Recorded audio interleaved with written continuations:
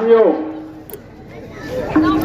आज के जलसे के सदर शेख मुस्तफा साहब और स्टेज पर बैठे हुए महल्ले के और शहर के सरकर्ता अफराद नूरुल साबरी साहब और उनके साथ दिगर तंजीम के जिम्मेदारान और मेरे सामने हजारों का मजमा इस बात की गवाही दे रहा है कि ये शहर तब्दीली चाहता है। मैं जिस हिस्से में खड़ा हूँ सलामताबाद चौक, अभी रिजवान सर बोल रहे थे कि शेख आसिफ या उनकी फैमिली के लोग समझते हैं कि ये उनकी जागीर है, जबकि तब्दीली आ रही है। मैं यहाँ स्टेज पर बैठा था तो मुसलसल एक बात बोली गई कि यहाँ पर शेख आसिफ के नशेड़ी वर्कर, कुछ नशेड़ी वर्कर जो मुसलसल माइक बंद कर दे रहे हैं, लाइट बंद कर दे रहे हैं, उनको डर किस बात का है? उनको डर तुमसे हो गया है, मगर वो ये नहीं जानते कि ये जलसा समाजवादियों का है, निहालियों का है। हम उस लीडर से परवरिश पाए हैं जिनका नारा था कि हमसे जो टकराएगा हम उससे टकराएंगे। हम मुफ्ती इस्माइल नहीं है, शेख आसिफ और उनके लोग, एक टोलीबाज यहाँ कोने पे घर है उसका, वो भी कान खोल के सुन ले, हम उसमें से नहीं है।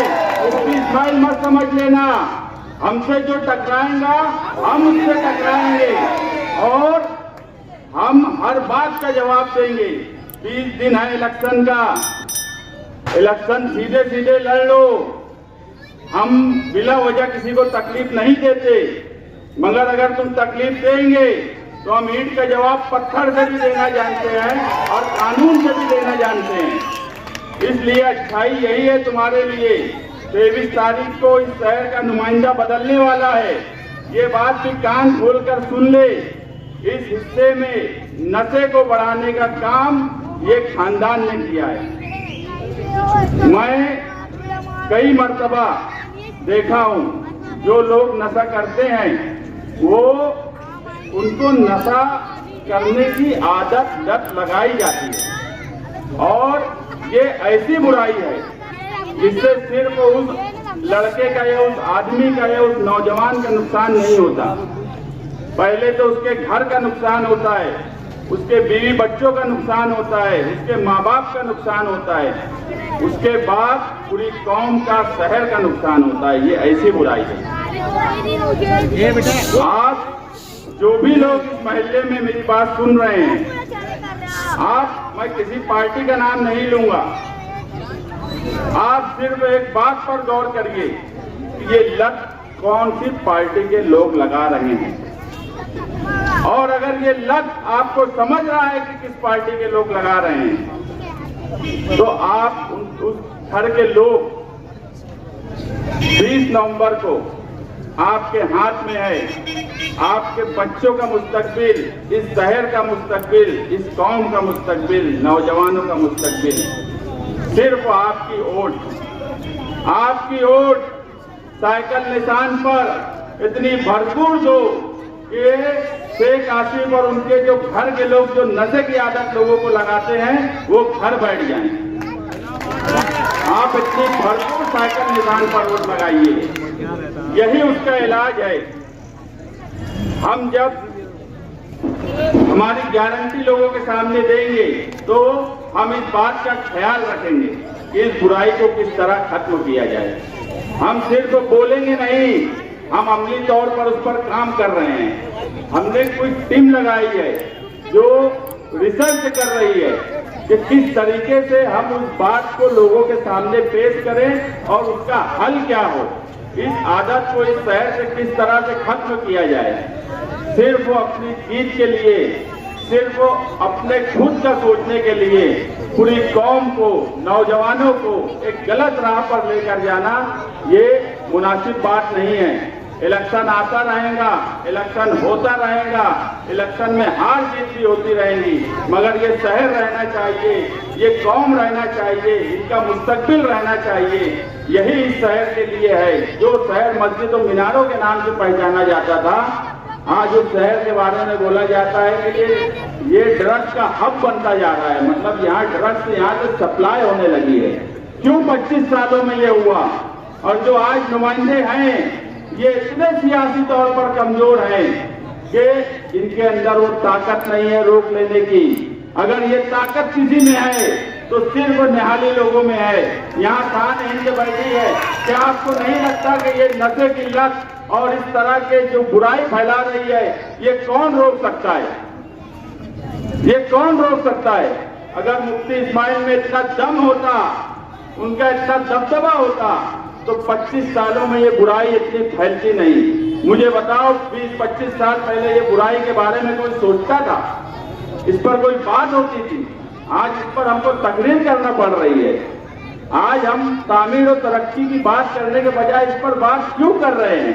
क्योंकि इस शहर में एक खानदान ने लोगों में नशे की लत लगाई तो दूसरा जो नुमाइंदा था वो इतना कमजोर, इतनी मिलीजोड़ उनके साथ कि वो कुछ नहीं कर सके। मैं अभी भी बोलता हूं कि जिन लोगों ने अब्दुल मालिक को गोली मारी, मुझे बताओ 1-1.5 महीने में छूट गए। एक सियासी आदमी पे गोली मारने के बाद अगर कोई आम आदमी भी होता तो इतनी जल्दी उनके मुजरिम छूट नहीं सकते थे, उसके मुलजिम छूट नहीं सकते थे। इसका दूसरा मतलब ये है कि मुफ्ती इस्माइल की मिली जोड़ है। उन्होंने चाहा ही नहीं कि उनको सजा हो, वो जेल में रहे, उन्होंने चाहा ही नहीं। ये बात उस फैमिली को समझना चाहिए। या फिर उनके अंदर दम ही नहीं है, और जिसके अंदर दम नहीं है उसके साथ रहकर तुम करोगे क्या? जिसके अंदर दम ही नहीं है उसके साथ रह के करोगे क्या? शहर में एक तब्दीली की लहर है। शहर हर हिस्से में मैं 20 साल से इलेक्शन लड़ रहा हूं, जमीन पर इलेक्शन लड़ रहा हूं। जो बदलाव मुझे पूरे शहर में इस मर्तबा देखने को मिल रहा है, मैंने 2004 में नहीं देखा, मैंने 2009 में नहीं देखा, मैंने 2014 में नहीं देखा। अगर मैं सलामताबाद चौक में हूं और ये हजारों का मजमा है तो ये तब्दीली की अलामत है। लोग बेजार हो गए हैं इन मिली जोड़ से, इस 25 साल की बुराई से। शहर तामीर और तरक्की के नाम पर तरस रहा है। आप देखेंगे कि मालेगांव आउटर मुसलसल तरक्की की तरफ चला गया, और मालेगांव का सेंट्रल जिस हिस्से में मैं खड़ा हूं, ये हिस्सा आप देख लो, यहाँ पर आने के लिए कितनी तकलीफ होती है। एक रोड सही से नहीं बन पाई। आज भी हम रोड और गटर की बात करते हैं स्टेज से। ये मुझे मुनासिब ही नहीं लगता कि असेंबली का इलेक्शन लड़ रहे हैं वो और हम स्टेज से रोड की बात करें, मगर मजबूरी ये है कि हमें चलने के लिए रोड नहीं है। जबकि बात 25 साल के बाद ये होना चाहिए थी कि यहाँ पर एजुकेशन के लिए कोई बड़ा कैंपस क्यों नहीं बना। यहाँ बात ये होना चाहिए थी कि हेल्थ के लिए कोई बड़ा हॉस्पिटल क्यों नहीं बना। यहाँ बात ये होना चाहिए थी कि रोजगार के लिए कोई नई चीज क्यों नहीं यहाँ पे लाई गई। ये सब बात इलेक्शन के, असेंबली इलेक्शन के स्टेज से, कैंपेनिंग से होना चाहिए। मगर मजबूरी ये है कि इन लोगों ने 25 साल में हमें बुनियादी सहूलत से ही महरूम रखा, बुनियादी सहूलत भी नहीं दी। तो आज एक आम आदमी, अगर मैं कहीं जाता हूँ कहीं पर, तो लोग बोलते हैं कि यार हमारे घर के पास की रोड बना दो, हमारे घर के पास की गटर बना दो। पानी नहीं सही से आता, पानी गंदा आता है, पानी 2 दिन नहीं आता, पानी का सिस्टम सही नहीं है, 4-4 दिन नहीं आता। ये असेंबली के टॉपिक नहीं है, मगर मजबूरी है लोगों की भी कि उनको बुनियादी सहूलत से जानबूझ के महरूम रखा गया। अगर वो उनको बुनियादी सहूलत दे दी जाती, अगर आप मानो कि आपके शहर में सारी रोड पुख्ता और अच्छी हो जाती, आपके पानी की सप्लाई बराबर हो जाती, आपका ड्रेनेज सिस्टम बराबर हो जाता गटर का, तो आज आप बात किस पर करते? आप बोलते ना कि आप हमको हॉस्पिटल अच्छा चाहिए, हमको एजुकेशन अच्छा चाहिए, हमको रोजगार चाहिए, हमको दिगर सहूलत चाहिए, हमको सुशोभीकरण जो उस हिस्से में हो रहा है वैसा सुशोभीकरण चाहिए।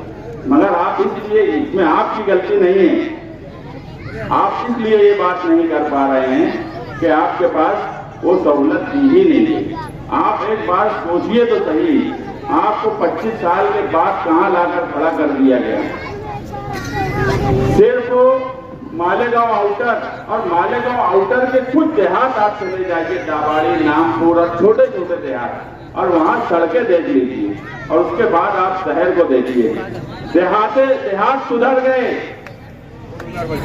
मगर हमारा शहर सुधरना तो छोड़ो, और खराब से खराब तर होता चला जा रहा है। आप एक बार सोचिए तो सही कि हम कहां पर आ गए हैं। हम तामीर और तरक्की पर बात नहीं कर पा रहे हैं। ये आप लोगों को सोचना पड़ेगा। आप लोगों को आपकी फैमिली, आपके बच्चों के मुस्तकबिल के लिए सोचना पड़ेगा। ये सिर्फ मेरा या यहाँ बैठे हुए अशरफ कुरैशी, तौसीफ वकील, इनका सवाल नहीं है। हमारे अभी यहाँ जावेद मास्टर बैठे हैं, उनका भी अभी इस्तेकबाल साया निशान होगा। ये सिर्फ उनके सोचने का सवाल नहीं है, यहाँ बैठे हुए हर फर्द के लिए सोचने का सवाल है। जहाँ तक मेरी आवाज जा रही है वहां तक सोचने का सवाल है। मुझे ये भी पता है कि दूर के हिस्से में माइक के वायर निकाल दिए गए हैं, ये हमारी आवाज दबाना चाहते हैं, मगर मुझे यकीन है कि यहाँ से उठने के बाद यहाँ पर बैठा हुआ हर शख्स हमारी आवाज होगा। अगर ये माइक के कुछ वायर निकाल देंगे तो ये ना समझे कि हम वहां तक हमारी आवाज नहीं पहुंच पाएंगे। जहां तक भी हमारी आवाज पहुंच रही है, मेरी माए बहनें घरों में बैठी हैं, वो सोचे कि उनके घर का मुस्तकबिल क्या होगा, उनके बच्चों का मुस्तकबिल क्या होगा।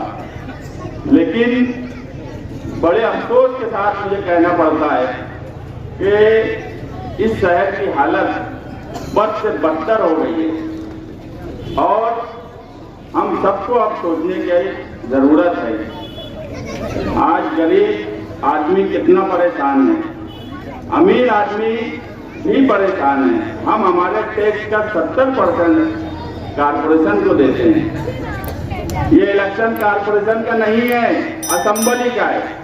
मगर अगर कारपोरेशन को 70% टैक्स देने के बाद दादा भूसे कारपोरेशन का मेंबर नहीं है, दादा भूसे असेंबली का मेंबर है, उसके बाद अगर वो फंड उस तरफ लेकर चला गया, तुम्हारी सारी सहूलियत उस तरफ लेकर चला गया, यहाँ तक कि तुम्हारे मालेगांव सेंट्रल में एक नेशनलाइज बैंक उसने रहने नहीं दिया, तो ये वो कारपोरेशन का मेंबर नहीं था। अगर आपने 20 तारीख को शान हिंद साइकिल निशान पर भरपूर वोट दिया, तो हम आपसे एक वादा करते हैं कि मालेगांव सेंट्रल का हक हम आपको दिलाकर रहेंगे। यहाँ का 70% का हिस्सा जो है उसको 80% कैसे करें वो भी हम करेंगे, और 80% इसलिए करेंगे कि 25 साल से जो नाइंसाफी हो रही है, पिछले 10 साल से हमारा जो बजट उस हिस्से में गया है, अब तो सूद के साथ वसूली भी होगी। अब सिर्फ जो है वही नहीं लेंगे, अब सिर्फ जो है वही नहीं लेंगे, अब सूद के साथ वसूली होगी। जो गया है वो भी वसूल के लाएंगे, जो है वो तो उनके पास नहीं लेके जा पाएंगे। मुफ्ती इस्माइल मत समझना कमजोर, और बिल्कुल कमजोर, और जिसको कुछ भी सियासी समझ नहीं है, ऐसा मत समझना। आपकी होने वाली एमएलए इस शहर में सबसे ज्यादा पढ़ी लिखी है, निहाल अहमद का खून है उसके अंदर, दम भी है और समझ भी है और सब कुछ है उसके अंदर।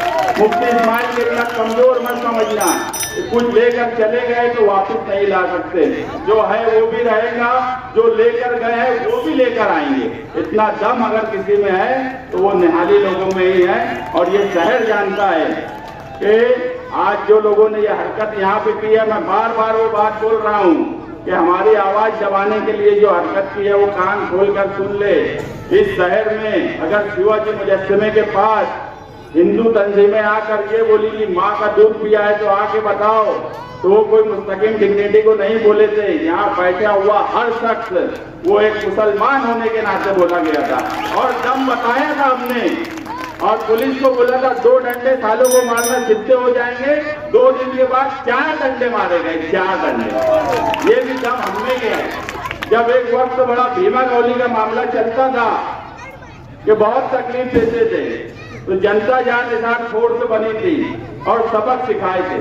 अरे हमने तो हमेशा फिरका परस्तों से लड़ा है, कितना भी बड़ा गुंडा फिरका परस्तों का रहा उससे लड़ा है। तुम ये क्या माइक से वायर निकाल देते हैं, ये छिछोरी हरकत है, बिल्कुल छिछोरी हरकत है।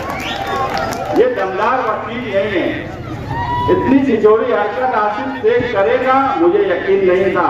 मैं आने से पहले मेरे जहन में दूसरी बातें थी, मगर जब मैं आया तो एक आदमी इतने छिछोरेपन से उतर आया है तो सलाह करा क्या जाए।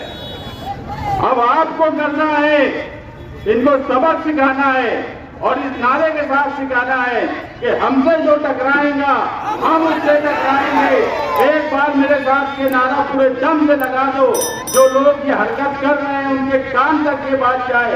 और मैं जो बोला, ये दो जो लोग हैं ना, ये दाढ़ी वाला जो वहां कोने में घर है जिसका, उसके घर तक आवाज जाना चाहिए, तेज नारा लगना चाहिए, हमसे जो टकराएगा, हमसे जो टकराएगा, हमसे जो टकराएगा।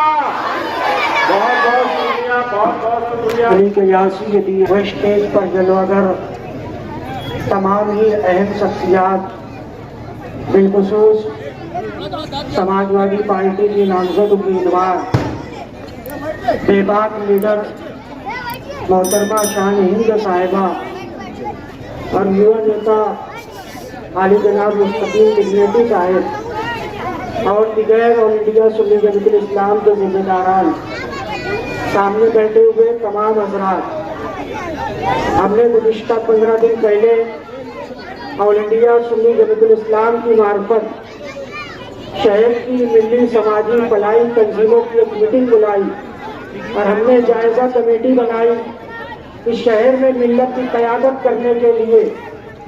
आज शहर किसे चुनना चाहता है, तो हमने शहर की तमाम तंजीमों से, फलाई तंजीमों, समाजी तंजीमों से, अहम शख्सियात से, नौजवानों से मशवरा करते हुए हमने शहर में तब्दीली की लहर देखी और उस तब्दीली की लहर में मोहतरमा शान हिंद साहिबा का नाम आया।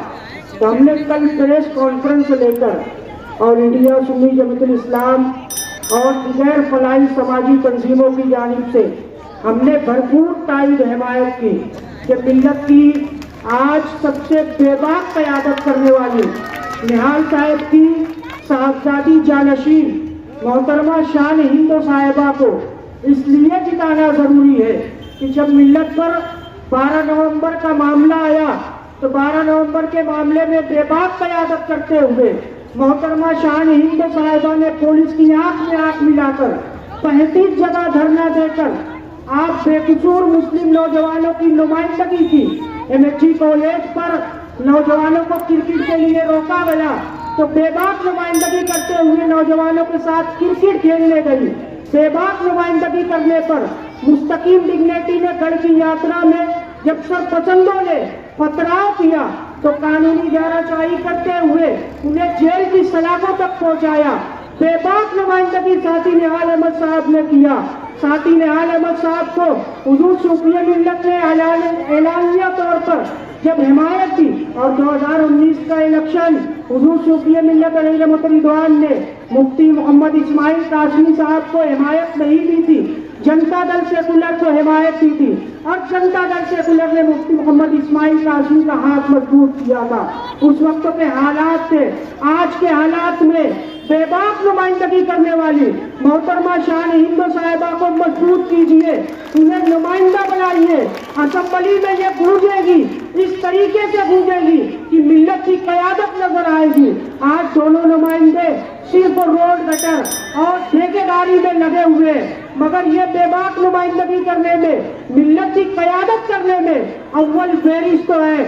आज बदलाव की लहर है, तब्दीली की लहर है। इस तब्दीली में अपना हिस्सा लगाइए और हमारी जानिब से खुसूसन मिल्लत इस्लामिया से अपील है कि बेबाक लीडर मोहतरमा शान हिंद साहिबा को भारी अक्सरियत के साथ, मजबूती के साथ इन्हें जीत के ला आए और असेंबली में बेबाक और मर्द लीडर होते हुए अपनी नुमाइंदगी करेंगी। आप लोगों से यही गुजारिश है कि मोहतरमा शान हिंद साहिबा को मजबूत वोटों के साथ जिताए। वाक़िअ दावाना अल्हम्दुलिल्लाह रब्बिल आलमीन। अस्सलाम वालेकुम। साथियों, जनाब सदर साहब और ये अंगार लगा देने वाली आवाम जिस तरह हमारी रैली से अंगार लगी थी, उस अंगार में आज के जलसे ने शोला भड़का दिया।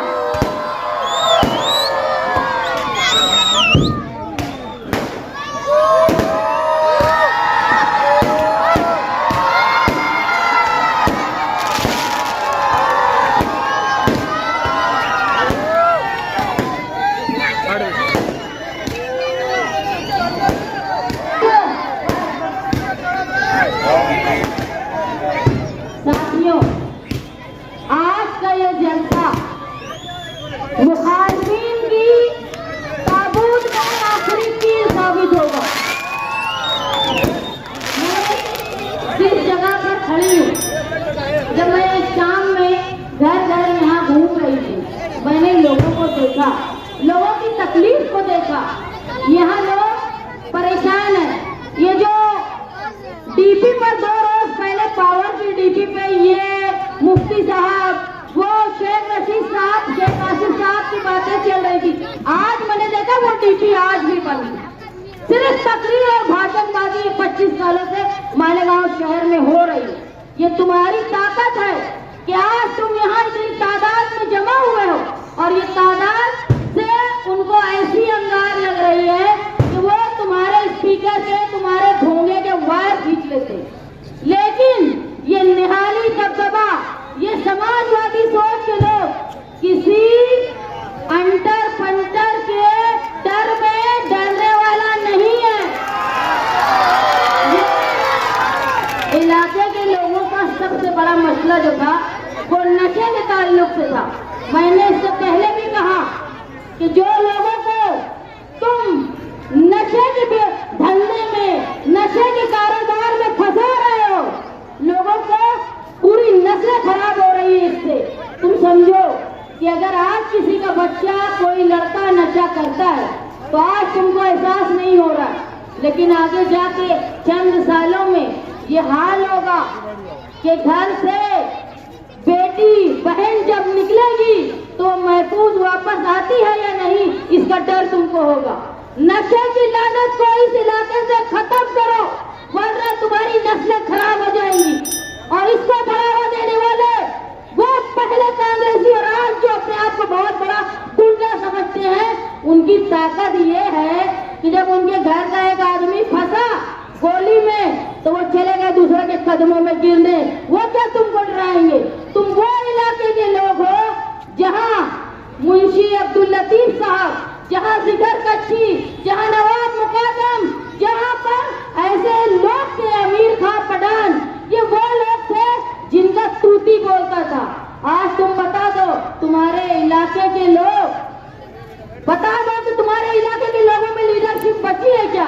अरे वो जो कोने में जो आदमी है ना, वो बहुत बड़ा अपने आप को नेता समझता होगा। देखो, इनके पास है, मैं कभी किसी के खिलाफ नहीं बोलती, लेकिन मुझे बोला गया है कि बोलो, सुनना चाहते हैं और मैं मेरे मानने वालों की बात बोलूंगी। देखो, एक है मैयत मंत्री उनके पास और दूसरा है संडास मंत्री, और वो डराने की कोशिश करता है तुमको, वो जो तुम्हारा महिला जॉब करके घर चला रहा है, उसकी हैसियत ये है। संडास मंत्री क्या सफाई करवा के घर भर रहा है, तुमको मालूम है? वो तुम्हारे सामने बोलेंगे। सिर्फ मालेगांव शहर में सियासत में लोगों को तबाही की तरफ लाने का ये काम किया कर रहे हैं। मैं आज यहाँ से इस बात का वादा करती हूँ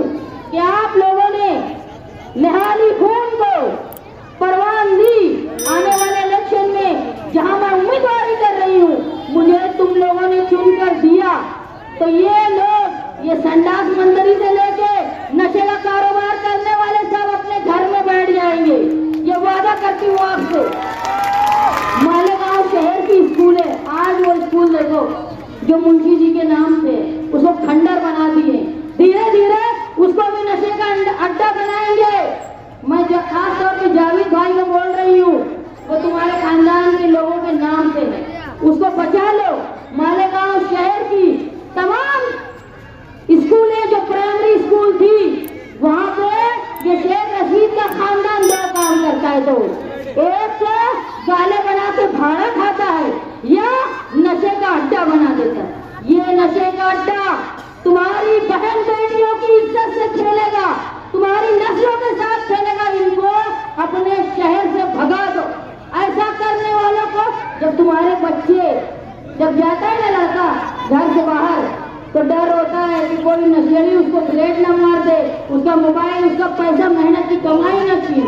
देखो जो नस्लों को ये लोग फंसा रहे हैं नशे में, उनके घर वालों से भी मैं वादा करती हूँ कि हमारा राह जाने के बाद मैं सबसे पहले ऐसे लोग जो नशे में मुलविस है उनको कोई ऐसा कारोबार देंगे, हलाल कारोबार, कानूनी कारोबार, कि वो ये फालतू काम और गैर कानूनी काम छोड़ देंगे।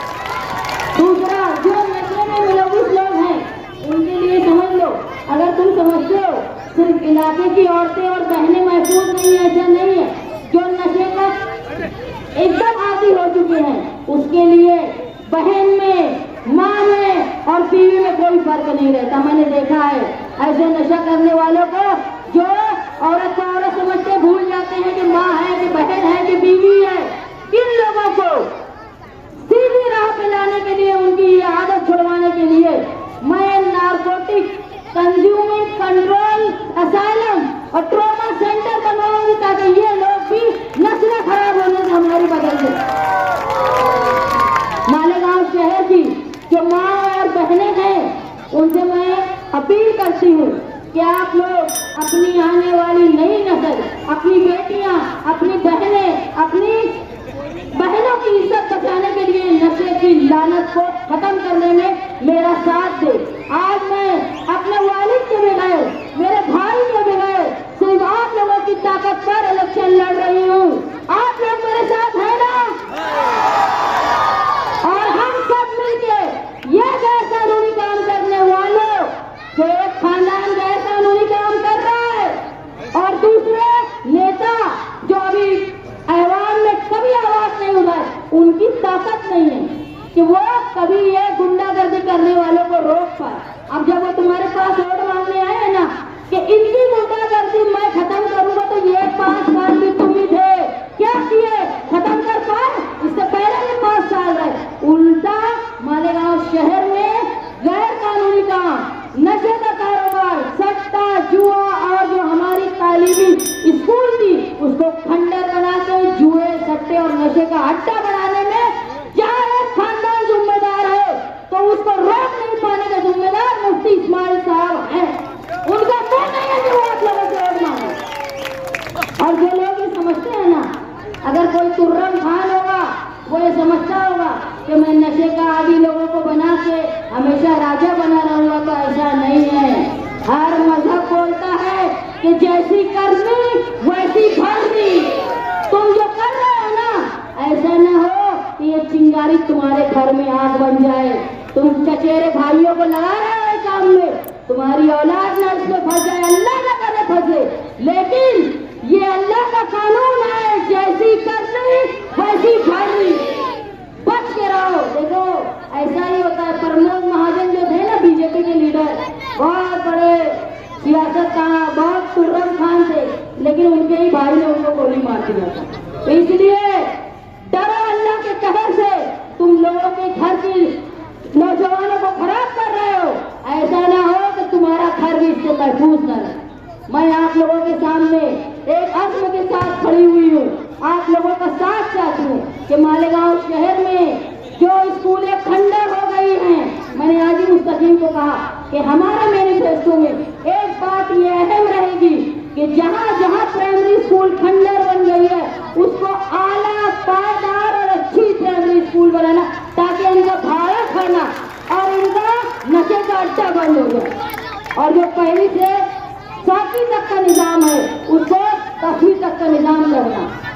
मेरी माँ बहने, जब मैं यहाँ घूम रही थी तो मैंने देखा कई औरतें नक काटने का काम करती है औरंगाबाद में, तो वो अगर मामूली पैसे में काम करती है, उनको ऐसा रोजगार देना कि माँ बहने अपने घर में बैठ के इज्जत से, जिनके शौहर नहीं है, जिनके घर में कफालत करने वाला नहीं है, वो इज्जत से अपने बच्चों को कफालत कर पाए, ऐसी पॉलिसी मालेगांव में ला के खवातीन को रोजगार दिया जाएगा, ये कोशिश मैं करूँ। तुम्हारे यहाँ जो हॉस्पिटल वो तुर्रम खान मुफ्ती साहब बचा नहीं पाए ना, उसको वापस लाने का काम मैं आप लोगों की ताकत के साथ करूंगी, ये वादा करती हूँ। तुम्हारे घर के मरीजों को धूलिया, नासिक, बम्बई ना जाना पड़े, इसका काम मैं करूंगी। जो लोग पावर लूम के अलावा दूसरी सनत के लिए दूसरे रोजगार चाहते हैं, वो अखिलेश यादव साहब से मांग करके मालेगांव शहर में कोई ऐसा प्रोजेक्ट ला के कि मालेगांव शहर के नौजवान कुछ नौकरी करने दूसरी जगह न जाना पड़े, वो अपने शहर में नौकरी करे, इसके लिए कोशिश करूंगी। आप लोग सब यहाँ आए, जिस इलाके में मैं तकरीर कर रही हूँ, जो लोग बिरादरी के नाम पे हमारे टुकड़े करते हैं ना, उनसे मैं पूछना चाहती हूँ, ये रौनकाबाद की बस्ती को 7-12 से उतारे का मालिक बनाने वाला निहाल अहमद है। एक घर बता देंगे, शेख रशीद, शेख आसिफ, तुमने एक घर को भी मालिक बनवाया। ये 30 साल की लड़ाई के बाद सादी निहाल अहमद ने रौनकाबाद में रहने वालों को उनके घर का मालिक बनाया, और आज वही निहाल अहमद की बेटी तुम्हारे सामने वो हक मांगने आई है, मेरे बाप की वोट मांगने में आई हूँ। 30 साल सादी निहाल अहमद ने साथ दिया आपका, इस मर्तबा भले सादी निहाल अहमद नहीं है, पूरा सरकार नहीं है, लेकिन मैं आपके पास आई हूँ, जिस घर में तुम रहते हो ना, उसका मालिक निहाल अहमद ने बनाया है। उसकी बेटी तुमसे हक मांगने आई है, मुझे वोट आप लोगों से चाहिए, और मुझे यकीन है कि मुझे वोट मिलेगी, क्योंकि मुसलमान कुछ भी हो सकता है, ऐसा फरामोश नहीं होता। और तुमको ठिकाना लगाना है, जो बिरादरी के नाम पे तुम्हारी नस्लें खराब कर रहे हैं ना, अरे उनकी ताकत क्या है मालूम? इलेक्शन के बाद बहुत बिरादरी करते हैं ना, एक घर बता देंगे जो किसी खानदेशी या मराठवाड़े से आए हुए लोगों के लिए घर बनाया है, नहीं कभी कुछ नहीं किया। अतिक्रमण पे किसी का घर बनाया ना, तो पावर चोरी के लिए और बिल का पैसा खुद खाए, ये वो लोग, ये क्या बिरादरी की बात करेंगे? ये बिरादरी की बात करते हैं 26 एंटी करप्शन पे हमला करने वाले, ये एजाज शेख पे हमला करने वाले ये लोग, ये वो लोग है जो रिजवान सर के घर में बुज़दिलों ने हमला किया, ये वो है जो मालिक अब्दुल मालिक यूनुस ईसा के ऊपर हमला किया। ये क्या बिरादरी का भरम भरेंगे? इनकी ताकत क्या है? तुम्हारे इलाके के लोग, एक कत्ल हुआ था, भले कानून से सजा नहीं मिली, लेकिन अल्लाह का कानून बाकी है, उससे कोई माई का लाल नहीं बच सकता। जो कानून की यहाँ के कानून से तुम बच गए, लेकिन अल्लाह के कानून से तुम नहीं बचोगे, और जब उसकी पकड़ होगी ना, गिरफ्त बहुत मजबूत होगी, वहाँ नहीं आएगा अजीत पवार तुमको बचाने, वहाँ कोई अजीत पवार नहीं आएगा जब तुमको तुम्हारी औकात समझेगी। आज मैं आप लोगों के सामने वोट की दरख्वास्त करने आई हूँ, मालेगांव शहर के प्राइमरी स्कूल का निजाम दुरुस्त करने के लिए। मालेगांव शहर की जो माएँ बहनें रोजगार करती हैं, उनको घर बैठे रोजगार मिले। जो नौजवान बैरून शहर बाहर जाकर नौकरी करते हैं, उनको शहर में नौकरी मिले। जो लोग नशे के व्यापार कर रहे हैं, उनको सुधार के हलाल कमाई करने का मौका मैं आप लोगों के साथ मिलकर दूंगी, ये वादा करती हूँ। मालेगांव शहर में अच्छे अस्पताल का इंतजाम हो, ये कोशिश मैं करूंगी। और सबसे बड़ा है हमारा दबदबा, ऐसा दबदबा कि मालेगांव शहर की पुलिस की हिम्मत न हो कि किसी बेगुनाह मालेगांव शहर की अक़लियत का किसी भी बेगुनाह पर झूठे केस में 12 नवंबर की तरफ फंसा न पाए। यह दबदबा लाने का मैं काम करूंगी आप लोगों के साथ मिलकर। मालेगांव शहर की माएँ बहनें जो हॉस्पिटल के लिए झूलिया जाती है, ये बंद हो जाएगा। मालेगांव शहर का खुद का हॉस्पिटल होगा। मालेगांव शहर के बच्चे अच्छी तालीम हासिल करें, ये कोशिश मैं आप लोगों के साथ करूंगी और आने वाले दिनों में बेहतर रोजगार, बेहतर सेहत के साथ साथ तुम्हारी तहफ्फुज़ का इंतजाम मैं करूंगी। मैं आपसे दरख्वास्त करती हूँ कि आने वाले इलेक्शन में आप साइकिल निशान पर वोट देकर इस बात को रोने का बाल वाले यहाँ से लेके जहाँ इतराज के तमाम लोगों से मेरी दरख्वास्त है कि साइकिल निशान की वोट